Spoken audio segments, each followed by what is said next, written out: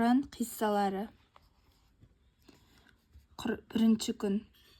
Құран Кәусар бұлақ. Адам баласы қараңғылыққа батып, адасқан кезеңдерінде жаратушы иеміз жолбасшы, бағыт сілтеуші, киелі кітаптар жіберіп отырған.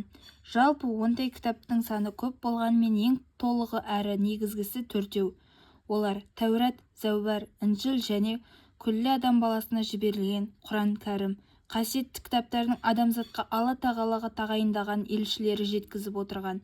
Олар Алладан алған әр хабарды бүкпестен, өзгертпестен түгелдей адамзатқа жеткізетін ақылды, бейкүнә, зерек, парасатты әрі көркем мінезді тұлғалар еді.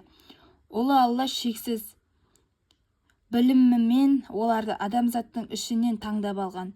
Олардың есімдері Мұса алейхиссалам, Дәуд алейхиссалам, Иса алейхиссалам, Мұхаммед саллаллаху алейхиссалам. Біз оларды төрт ұлы пайғамбар дейміз. Тәурат Мұса алейхиссалам, Забур Дәуд алейхиссалам, Інжіл Иса алейхиссалам, ал Құран кәрім пайғамбарымыз Мұхаммедке саллаллаху алейхи уассаламға түсірілген.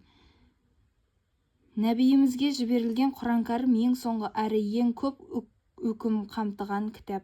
Бүкіл әлемнің жаратушысы ұлы Алланың қияметке дейін жіберген бұйрықтарының барлығы осы кітапқа бір том болғанына қарамастан, ішіндегі білімімен жүздеген том кітап жазарлықтай бай, кәдімгі бір кітапхана десек болады.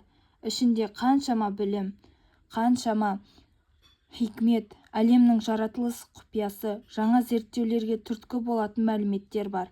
Қасиетті Құран оған иман еткен және оған сенгендер үшін тура жолға бастаушы, жол серік. Сол себепті Алла өз сөзімен Құранды бізге былай суреттейді.